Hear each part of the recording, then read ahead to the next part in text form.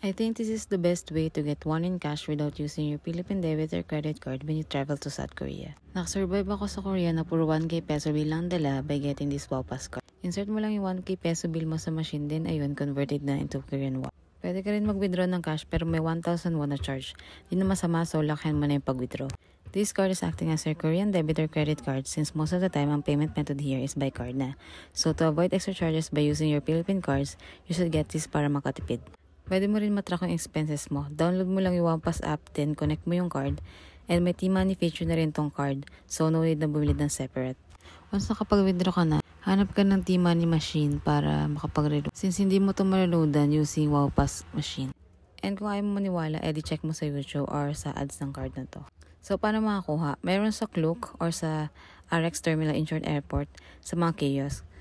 To get discount, sa Klook na lang. So, I think makakalas ka ng 50 pesos. Mag-post na lang ako ng separate video for a tutorial on how to use the machine. Kasi medyo mahaba na siya, hindi ata kasha. So, sa mga nakagamit na ng card na to, comment down below kung the best din to for you. Yun lang, thanks. And this is a free ad, so WOWPASS baka naman. Eme.